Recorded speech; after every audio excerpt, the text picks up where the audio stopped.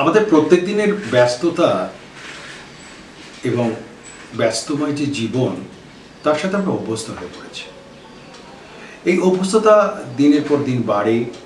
বিভিন্ন মানুষের পেশাগত ব্যস্ততা, জীবনের ব্যস্ততা, সামাজিক ব্যস্ততা, সমস্ত কিছু নিয়ে এই ব্যস্ততাময় জীবন নিয়ে আমাদের চলতে হয়। কিন্তু এই ব্যস্ততার মাঝখানে থেকে দাঁড়িয়েও কিছুটা মানসিক অবকাশের প্রয়োজন হয়ে পড়ে। কিন্তু মানসিক অবকাশ বললেই তো আর মানসিক অবকাশ পাওয়া যায় না, এবং মানসিক অবকাশ পাওয়ার জন্য এক একজনের মাধ্যম এক এক রকম। তাই মানসিক অবকাশের কোনো একটা নির্দিষ্ট স্তর নেই।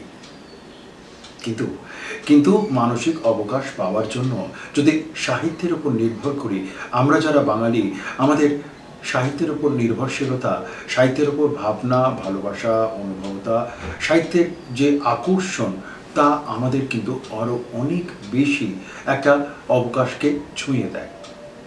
পশ্চিমবাংলা তথা সারা ভারতবর্ষে বাংলা সাহিত্যে প্রচুর কাজ হচ্ছে প্রত্যেক দিন।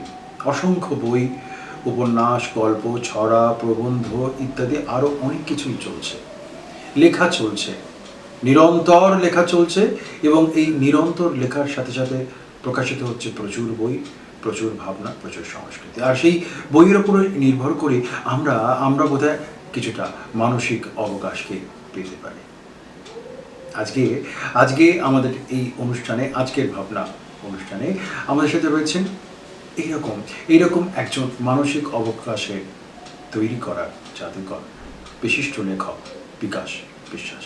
বিকাশবাবু প্রায় 5টা দশকেরও বেশি সময় ধরে লিখছেন। তার লেখার যে সূত্র, তার লেখার যে ভাবনা ভিন্ন ধর্মী, অন্যরকম এবং বিবিধ। এই বিবিধ শব্দটা বলছি তার কারণ হচ্ছে তিনি শুধুমাত্র একমুখী লেখা লেখেন না। তার গল্প, তার কবিতা, তার ছড়া, তার প্রবন্ধ, নাটক, এই সমস্ত কিছু নিয়ে তিনি বাংলা সাহিত্যে এক অন্য রকমভাবে বিচরণ করছেন। আজকে আমরা বিকাশবাবুর সাথে তার যে সাহিত্যের অনুভবতা, সেই অনুভবতার সাথে একটু অন্য রকমভাবে কথা বলবো, ভাবনা থাকবে। নমস্কার বিকাশ দা, আমাদের অনুষ্ঠানে আপনাকে স্বাগত। নমস্কার বিকাশ দা, এই যে দীর্ঘদিন ধরে যে লেখা, দীর্ঘদিন ধরে বিভিন্ন ক্ষেত্রে বিভিন্ন ভাবনা নিয়ে যে লেখা, আমি একটু আগেই বললাম যে আসলে আমাদের কিছুটা মানসিক অবকাশ প্রয়োজন হয়ে পড়ে প্রত্যেকের যে ব্যস্তময় জীবন, সেখানে সাহিত্য একটা অন্য অবকাশের সূত্রকে মেলে দেয়। নিজে যখন লিখছেন তখন সেই অবকাশের সূত্রতায় আপনি কি তার সাথে একটা নিজস্ব দর্শনকে তৈরি করতে পারেন? হ্যাঁ, পারি। কারণ আমি দেখেছি আমার নিজের অভিজ্ঞতাতে, যেহেতু একটু ছোটোবেলা থেকে লেখালেখি করি, তো যেদিন কিছু না লিখতে পারি সেদিন আমার খুব কষ্ট হয়।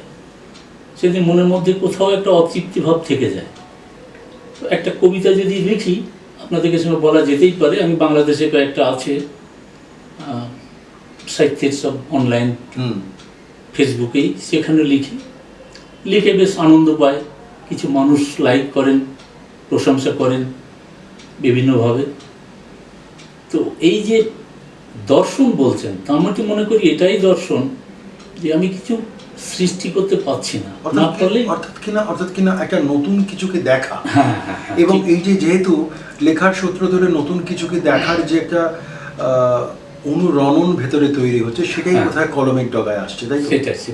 সেটাই ওইটা এলেই তখন মনের দিক থেকে তৃপ্তি পায়, ভালো লাগে, মনটা কেমন ফুর্তি হয়ে থাকে। কিন্তু আপনি তো নানা রকমের লেখেন, আপনার প্রচুর পুরস্কার, বাংলাদেশেও প্রচুর পুরস্কার, এখানেও প্রচুর পুরস্কার। এই যে নানা রকমের লেখা, অর্থাৎ কিনা গল্প, উপন্যাস, ছড়া, নাটক, প্রবন্ধ, অর্থাৎ কিনা বাংলা সাহিত্যের মোটামুটি একটা বিবিধ যে ধারা, যে গতি, তার ভিতরে আপনি বিচরণ করেন। এইটা করতে মাঝে মাঝে কি খেই হারিয়ে ফেলেন নাকি? মাঝে মাঝে কি কষ্ট হয় অন্যরকমভাবে লিখতে, একমুখী লেখা বাদ দিয়ে? কষ্ট ঠিক ওইভাবে কষ্টটা হয় না। যখন যেমন মনের মধ্যে এক রকমের সৃষ্টি করে বোঝায়, মনের অটোমেটিকলি মন থেকে এসে যায়। তো যখন যেমন যেটা দেখি সেইভাবে লেখার নিজের ভেতরের একটা আত্ম অনুপ্রেরণা চলে আসে, প্রেরণা জাগে। এই যে নিজের কাছে যে নিজের অনুপ্রেরণা জাগলো, নিজের কাছেই নিজে একটা আমাকে লিখতে হবে, একটা আমাকে গল্প লিখতে হবে, বা একটা আমাকে ছড়া লিখতে হবে, বা একটা আমাকে প্রেমের কবিতা লিখতে হবে ইত্যাদি। প্রথমে তো আগে নিজেই অনুপ্রাণিত হলেন, তাই? হ্যাঁ, অবশ্যই, তাহলে তো হবে না, লেখা যাবে না। ওটা যখনই মনের মধ্যে বেশ দেখছি যে আমাকে একটা গল্প লিখতে হবে, একদিন হয়ে গেল, দুদিন হয়ে গেল, অথচ সেই প্লট বা সেই কাহিনী যেটুকু মনের মধ্যে ঘুরে ঘুরে চলছে, খাতা পেন নিয়ে যখনই বসে যায় তখন খুব তাড়াতাড়ি সেটা এসে যায়, দেখেছি। অর্থাৎ কিনা ওই যে গল্প বা সেই যে প্লট, যে পটভূমিকা আমি যদি বলি, সেটা অনেক সময় চলে আসে। কিন্তু আবার এরকম মতো হয় যে পটভূমিকার ভাবনা নিয়ে লিখতে শুরু করলেন, লিখতে লিখতে সেই পটভূমিকার ভাবনাটা পুরোটাই তো বদলে গেল, হয় কেউ? না, আমার ক্ষেত্রে কিন্তু এটা হয়। আমার মনে আছে, আমি যতদূর জানি বা আমার অভিজ্ঞতা বলছে যে যেটা দিয়ে শুরু করি সেটা শেষ করি, দিয়ে যে আমি একটা দিয়ে কিছু একটা ভাবনার উপর লিখতে লিখতে যে আমি তার মধ্যে অন্য কিছু করে ফেললাম, এটা কিন্তু এখনো হয়নি। আচ্ছা, আর যখন আপনাদের- ছড়া লিখছেন, ছড়া লেখার ক্ষেত্রে একটা অন্যরকম, ছোটদের জন্য ছড়া, এমনকি আপনি আপনার নাতি নাতনির জন্য ছড়া লিখেছেন। এখন মুশকিলটা যেটা হয়, মুশকিল না, আমি বলবো এটা একটা খুব ভালো লাগার একটা জায়গা, যারা একটু প্রবীণতার দিকে পৌঁছন তারা তাদের নাতি নাতনির আবদারের জন্য, আর বিশেষ করে যারা লিখতে পারেন, সৃজনশীলতার সাথে যারা আছেন, সেখানে কিন্তু আবার নতুন কিছু সৃষ্টি তৈরি হয়ে যায়, তাই না? অবশ্যই অবশ্যই, সেটা নিজে থেকেই জানি। আমার নাতনি এসে বলছে, দাদু ভাই আমি স্কুলে যাব, আমাকে একটা ছড়া লিখে দিতে হবে। ওদিকে যে একটা মালা টালা নিয়ে এসেছে, তো আমি এবার জিজ্ঞাসা করছি যে কেমন ছড়া? বলে বিদ্রোহী কাজী নজরুলের উপর একটা ছড়া আমার চাই। তো ঠিক আছে, তো আমি সেই ছড়া তাকে লিখে দিলাম। সে গিয়ে সেটা স্কুলে পাঠ করে ম্যাডামদের বেশ প্রশংসা নিয়েছিল। কিন্তু ম্যাডামরা বুঝে যান যে এই ছড়া তো তুমি লিখতে পারোনি, কে লিখে দিয়েছে? বলে আমার দাদু ভাই। হ্যাঁ, প্রকাশ্য বলে দিলে, বলে ঠিক আছে। এইটা যেটা, এটা একটা উভয় পক্ষের আনন্দ, অর্থাৎ কিনা নাতনির কাছে একটা অন্য প্রাপ্তি। সে হয়তো ছড়ার ওই গভীরতাটা বুঝলো না, কিন্তু শব্দের যে একটা ছন্দ, সেটা তার একটা অনুভবতা, সেটা চলে এলো। আর একটা যেটা ব্যাপার হয় যে সেটা হলো যে ধরুন একটা নতুন একটা সৃষ্টি তৈরি হলো, তাই তো? কিন্তু আপনি প্রবন্ধে অত্যন্ত বিদগ্ধ মানুষ, প্রবন্ধের ক্ষেত্রে আপনার প্রবন্ধের লেখা কিন্তু সবই সামাজিক দায়বদ্ধতার ক্ষেত্রে। তো প্রবন্ধটা যখন আসে, প্রবন্ধ তো একটু গুরুগম্ভীর লেখা, রিসার্চ ওয়ার্ক। এই যে রিসার্চ ওয়ার্ক, প্রবন্ধ কোন ক্ষেত্রে, সমাজের কোন ক্ষেত্রে প্রবন্ধের বিষয়গুলো আপনার কাছে আসে? আমি মূলত একটু প্রতিবাদী মনের লেখাগুলোই আমার কাছে ভালো লাগে। সমাজে যখন দেখি যে কি বলি, একটা নির্বাচন, নিরীহ মানুষ কিছু খুন হয়ে গেল, তখনই মনের মধ্যে একটা আক্ষেপ, যন্ত্রণা বোধ হয় যে আমরা গণতন্ত্র দেশে বাস করি। আমি কোনো রাজনীতির কোনো দলের পক্ষে বলছি না, যেটা বাস্তব সেই কথাটাকে তো বলতেই হয়। তো তার উপর কয়েকটা প্রবন্ধ হয়েছে যে মানুষকে কেন অহেতুক খুন করা হবে। গণতন্ত্র দেশে আমরা বাস করি, যার যেটা বাঁচার অধিকার তো সবারই আছে, নির্বাচনের ভোটাধিকার রয়েছে, তবুও কেন খুন করে ফেলা হচ্ছে, এই আক্ষেপ নিয়ে অনেকগুলো প্রবন্ধ হয়েছে এবং যারা পড়েছেন তারা ভালো বলেছেন। তো এইগুলো বিষয়। আর দ্বিতীয় কথা যেটা হচ্ছে যে অনেক সময় যেটা হয় যে অনেক প্রতিবাদ কিন্তু কলম দিয়ে তো হয়, লেখনী দিয়ে তো করতে হয়, তাই না? কলমই তো অস্ত্র, কলমই অস্ত্র। কলম ছাড়া সারা পৃথিবীর ইতিহাস যদি একটু আপনারা লক্ষ্য করেন, আমরা যেটু পড়াশোনা করেছি, যে কলমই হচ্ছে ব্রহ্মাস্ত্র। কলমই হচ্ছে ব্রহ্মাস্ত্র, কলম ছাড়া হয় না। আচ্ছা, এই ব্রহ্মাস্ত্র কথাটা যখন এলো, সেটা মানসিক উত্তরণ, মানসিক ভাবনা, মানসিক বিনোদনের ক্ষেত্রেও তো একটা ব্রহ্মাস্ত্র। সেটা একটা খুব প্রেমের কাহিনী, খুব মিষ্টি সম্পর্কের একটা কাহিনী, প্রেম কাহিনী, সেটা কলমই করছে না। আবার যখন বিদ্রোহী, বিপ্লব, প্রতিবাদ, সেও কলম মানছেন তো এটা। তো কলম সব দিকেই চলবে, কলমই তো অস্ত্র। কলমই তো অস্ত্র থাকে, আর কলম অস্ত্র থাকে বলেই কলমকে ভিত্তি করে যারা এগিয়ে যান তারাই কিন্তু সামাজিক দর্শন যেরকম নিয়ে যান, ঠিক তার পাশাপাশি সামাজিক দর্শনের সূত্র ধরেই তারা কিন্তু এই কলমের মাধ্যমেই আমাদেরকে বিনোদিত, এবং আমরা বিনোদিত হই, নতুন কিছু পাই, নতুন কিছু লেখা, নতুন সাহিত্য, নতুন ভাবনা, এমনকি নতুন কোনো গবেষণার সূত্র। বিকাশবাবু এই গবেষণার সূত্র এবং নতুন ভাবনা যেহেতু তার বহুধা ক্ষেত্রে বিচরণ, তাই তিনি তার মতন করে কাজটা করেন, এবং তার মতন করে কাজটা করার সাথে সাথে তিনি তার একটা নিজস্ব দর্শনকে তৈরি করে নিতে পেরেছেন। কিন্তু সত্যি কি পারলেন? সত্যি কি তার নিজের দর্শন পাঠক প্রিয়তার বা পাঠক অনুকূলতার সাথে অনেক বেশি একাত্মবোধ হয়েছে? এটা একটু জেনে নেওয়া হয়েছে, জানবো। তবে তার আগে একটা বিরতিতে যেতে হচ্ছে, বিরতির পর ফিরে আসছি, সাথে থাকুন। প্রবন্ধকার বিকাশ বিশ্বাস। বিকাশ দা, যেটা বিরতির আগে কথা হচ্ছিল, এই যে পাঠক প্রিয়তা, একজন লেখক, যেটা আমাদের আগে কথা হচ্ছিল না, যে ব্রহ্মাস্ত্র, এবং সেখানে যে জীবন দর্শন, সব কিছু ঠিক আছে, কিন্তু আবার এটাও তো ঠিক, একজন লেখকের কিন্তু পাঠক প্রিয়তা বা পাঠকের আনুকূল্য পাওয়াটাও কিন্তু খুব জরুরি। দরকার, অবশ্যই। সেই জায়গাতে আপনি কিভাবে সচেতন থাকেন? দেখুন, আমি মূলত যে লিখি, এটা যে কোনো ব্যবসায়িক দৃষ্টিভঙ্গিতে ঠিক নয়। হ্যাঁ, সে তো বটেই। তো আমার মন চাই লিখে এই আপনাদের শুভেচ্ছা বই হয়েছে। তার মধ্যে যারা পড়েছেন পরিচিত মহলে তারা প্রশংসা করেছেন, ভালোবেসেছেন, কিন্তু ব্যাপক, আজকে যে একজনের নাম নিয়েই বলতে পারি, আমাদের প্রখ্যাত সাহিত্যিক শরৎচন্দ্র চট্টোপাধ্যায়, এই রকম সারা দেশ, এমনকি পৃথিবীতেও তার লেখার যে জনপ্রীতি বা ভালোবাসা, আমাদের মতো ক্ষুদ্র মানুষ এ তো আমরা আশা করিও না।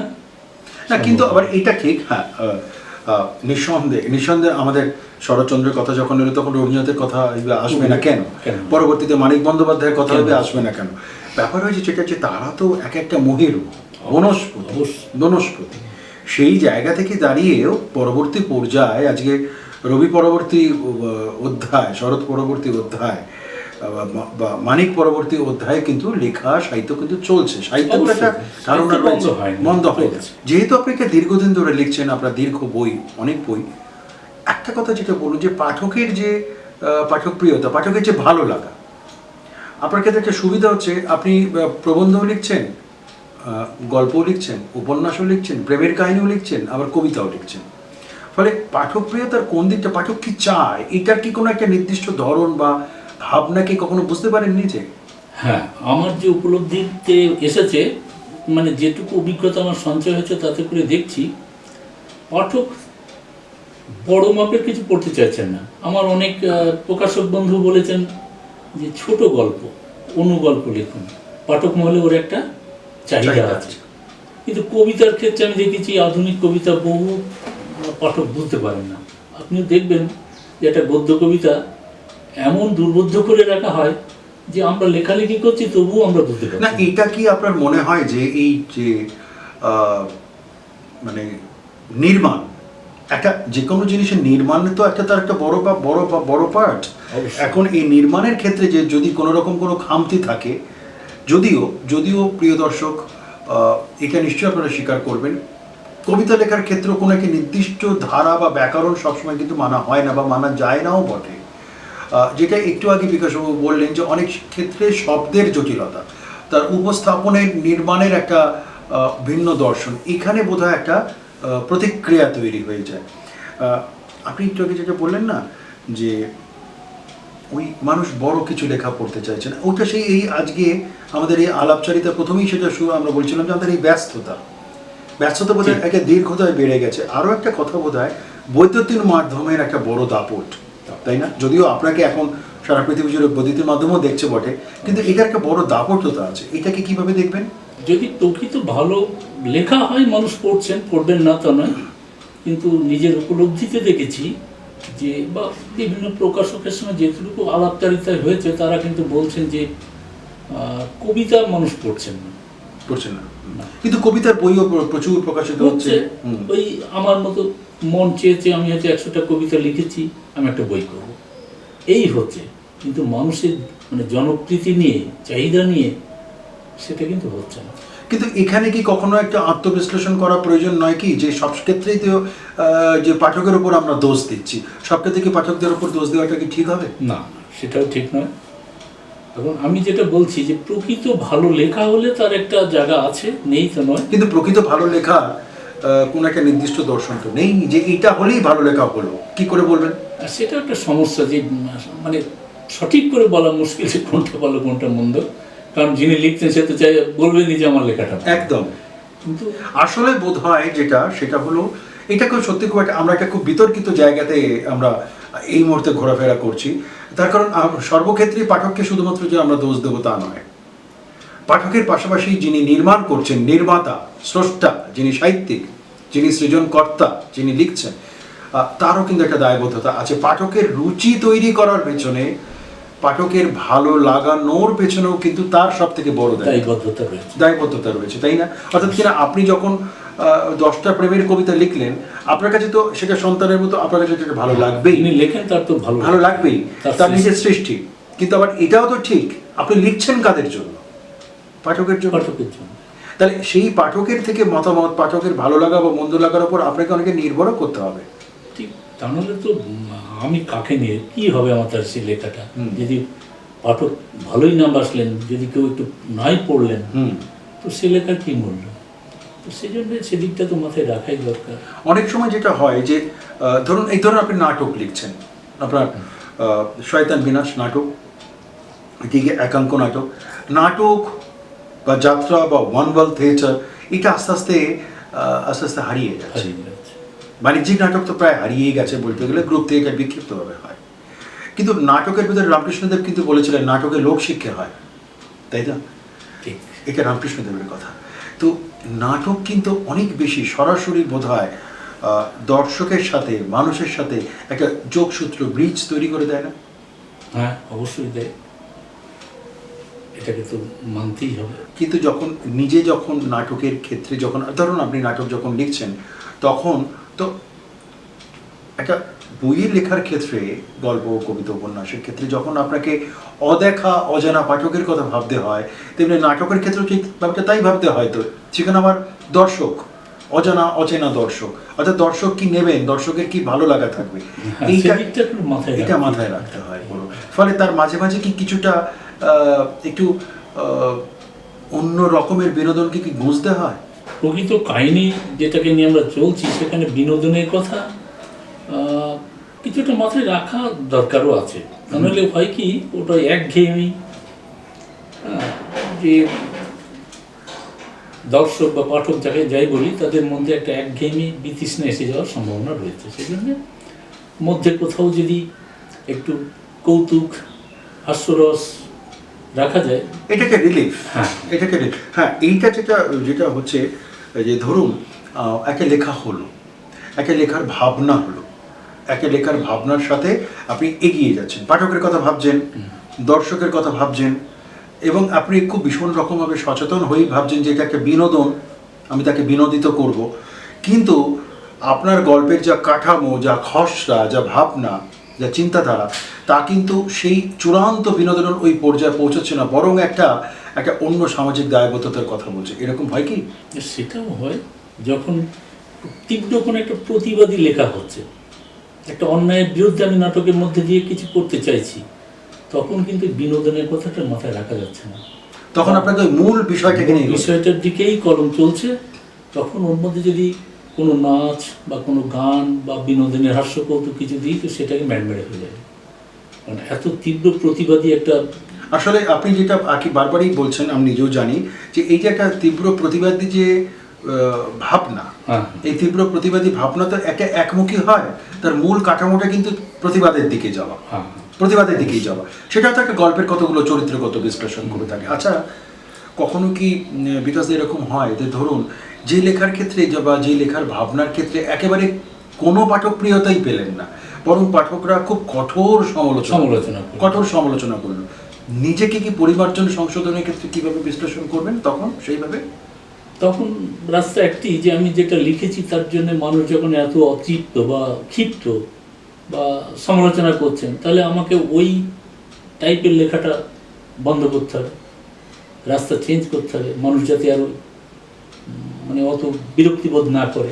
এবং ধরুন এখানে বোধহয় আপনার একটা বড় প্রাপ্তি হয়, তার কারণ সেই পাঠককুলের অতৃপ্ততা বা তাদের ক্ষিপ্ততা আপনার লেখার প্রতি আপনাকে একটা সচেতন করে দিল, এবং আপনি সব থেকে বড় কথা, আপনি নিজে সংশোধিত হতে পারলেন। ঠিক, তার সঠিক রাস্তাটা চেনা হয়ে গেল, যে আমি যেটা আপন মনে লিখে যাচ্ছি মানুষের কথা অত মাথায় না রেখে, কিন্তু মানুষ বা পাঠক পড়ে যখন এই প্রতিক্রিয়াটা ব্যক্ত করছেন তারা, তাহলে তো আমি সঠিক জায়গায় ছিলাম না, তারা আমার লেখার রাস্তা চেঞ্জ করতে হবে। আবার একটু উল্টো দিক থেকে একটু ইতিবাচক কথা বলি, যে পাঠক যেরকম একটা সংশোধন করার জন্য একটা ওয়ার্নিং দিচ্ছে, একটা ওয়ার্নিং হয়তো দিচ্ছে, আবার উল্টো দিক থেকে এটাও ঘটনা যে পাঠক কিন্তু আপনার কাছে, পাঠকের একটা চাহিদা আছে, তবেই না সে সমালোচনা করছে। তবেই না সে বিকাশ বিশ্বাসকে বলছে যে না এই লেখাটা ভালো হয়নি। তার মানে তিনি চাইছেন বিকাশ বিশ্বাস লিখতে পারে, লেখা একটু ভালো হোক, এবং সেটা বিকাশ বিশ্বাসের কাছে চাইছে এই কারণে বিকাশবাবু সেটা লিখতে পারেন সেইভাবে, হয়তো তারা সেইভাবেই বলছেন। যে কোনো সৃজনশীল মানুষ তিনি যখন কাজটা করেন তখন তো এককভাবে সেই কাজটা করা যায় না। হ্যাঁ, অবশ্যই তার নির্মাণ একক, তার লেখাটা একক, তার ভাবনাটা একক, তার সৃজনটাও একক, কিন্তু যখন সেটা পুরোটা সামগ্রিকভাবে তৈরি হচ্ছে তখন কিন্তু বেশ কিছু মানুষের প্রয়োজনীয়তা লাগে পড়ে। প্রকাশক থাকেন, মুদ্রক থাকেন, ইত্যাদি ইত্যাদি, আর সর্বোপরি থাকেন নিজের সহধর্মিনী। তো স্বাভাবিকভাবে বিকাশবাবু সহধর্মিনী, তার সহযোগিতা, তার অনুপ্রেরণাও তাকে কিন্তু একটা লেখার অন্য সূত্রতায় পৌঁছে দিয়েছে। আমরা একটু তার কথা শুনবো, তারপর আবার বিকাশবাবুর কাছে ফিরে আসছি। হ্যাঁ, উনি লেখালেখি নিয়ে আছেন, কিন্তু আমি সংসার সামলাই আর উনি লেখালেখি নিয়ে থাকেন। আমার ভালো লাগে, অনেক লোকজন আসেন, বইপত্র দিয়ে যান, পড়ে, দেখি। আজকে এসছে অনেক বিশিষ্ট ব্যক্তিরা, তার জন্য আমি খুব গর্বিত, আর ওনার জন্য আমি গর্বিত যে ওনার নামটা সবাই দেখছে বা পড়ছে লেখা, এটার জন্য আমার খুব ভালো লাগে। হ্যাঁ, এই সংসার করছি, কিন্তু সংসারের প্রতি ওনার খুব একটা দায়বদ্ধতা না, লেখালেখি নিয়ে ব্যস্ত থাকে, সেটা আমি সামলাই, সংসারের দায়িত্বটা। আর ওনার লেখা সব কিছুই আমি পড়ি, প্রথমে আমি পড়ি, পড়ে বলি, তারপরে লেখার ইয়েটা সবাই দেখে, এটা আমার খুব ভালো লাগে। আর আমি ওনাকে ডিস্টার্বও করি না, যখন লিখতে বসে লিখে নিজের মতো করে লিখতে থাকে, আমি আমার মতো সংসার সামলাই। শেষ আবার একটাই প্রশ্ন, যে নিরন্তরভাবে লিখে যাচ্ছেন, এবছরও প্রবন্ধের বই বেরোলো, ছড়ার বই বেরোলো, ইত্যাদি ইত্যাদি, এই যে নিরন্তরভাবে যে লিখে যাওয়া, সেখানে কি কোনো একটা নির্দিষ্ট পরিকল্পনা থাকছে, নাকি অপরিকল্পিতভাবেই লেখা যখন আসছে, লেখা হচ্ছে, তারপর বই হচ্ছে, পাঠকের কাছে পৌঁছে যাচ্ছে, কোনটা? চলমান যে রীতি, সেই সিস্টেমটাকে মাথায় রেখেই তো লেখা, তো সেদিকটা তো নজর রাখতেই হয়। প্রিয় দর্শক, কেমন লাগলো আমাদের অনুষ্ঠান লিখে জানাবেন, ফোন করবেন, SMS পাঠাবেন, এবং অতি অবশ্যই এই অনুষ্ঠান তো ইউটিউবে থাকছে। সমস্ত অনুষ্ঠানের মতনই আপনারা আপনাদের যে ভালো লাগা বা মন্দ লাগা, আপনাদের মূল্যবান মতামত সেখানে জানাবেন। বিকাশবাবুর মতো মানুষজনেরা যারা একদম নীরবে একটু অন্য রকমের কাজ করছেন, একটু অন্য রকমের সাহিত্য সৃজনতার ভিতরে যুক্ত আছেন, যাদের বই, যাদের ভাবনা, যাদের সামগ্রিক সংস্কৃতির একটা যে দর্শন, যা পাঠকের কাছে এক অন্য জনপ্রিয়তার রূপরেখাকে নিয়ে আসে, যিনি মানসিকভাবেও বয়সে অনেকটা প্রবীণ হলো, মানসিকভাবে খুব ইতিবাচক, তাদের লেখা মানুষের কাছে গ্রহণযোগ্যতার ক্ষেত্রে একটা অন্য দর্শন তৈরি করতে পারবে আমাদের বিশ্বাস। কথা শুরু হয়েছিল ব্যস্ততা নিয়ে, কিন্তু কথায় তো কথা বাড়ে, অনেকটা সময় আমরা এগিয়ে গেলাম। আমাদের অন্য আরেকটি পর্বে আমরা বিকাশবাবুর সাথে কথা বলবো, এবং সেই কথা বলার সাথে সাথে আবশ্যিকভাবে সমকাল এবং সমদর্শনকে নিয়ে একটু অন্যরকমভাবে চেষ্টা করবো। বিকাশবাবু, সময়ের কাছে বাধা, তাই শেষ করতে হচ্ছে। আপনার নামের ভেতরে বিকাশ এবং বিশ্বাস, এই দুটো শব্দকে একটু অন্যভাবে করি, সৃজনশীলতার বিকাশ আরও বেশি হবে, এই বিশ্বাসটা আমাদের রইল। খুব ভালো থাকবেন, নমস্কার। নমস্কার। লেখার জগতে এসে আমার যেটা মনে হয়েছে, যে মানুষকে বাদ দিয়ে কিছুই হয় না। আমার মনে যাই লিখি, যা কিছু করি, মানুষকে নিয়েই লেখা। তো আমি বিশ্বাস করি যে আমি যখনই কলম ধরছি, আমার লেখাটা যেন মানুষ ভালোবাসে, এবং আজকের জগতে মানুষ যেভাবে চলছেন, উঠছেন, বসছেন, তাদের কথা মাথায় রেখে, তা নাহলে আমি আজ থেকে 50 বছর পিছনে গিয়ে তাদের সেই চিন্তা ভাবনার কথা যদি লিখিত, মানুষকে ভালোবাসবেন না। এই আর কি, এই আদর্শ এবং ভাব নিয়েই লিখছি, এবং আপনাদের শুভেচ্ছায় আগামীতেও লিখব, এই আশা রয়েছে।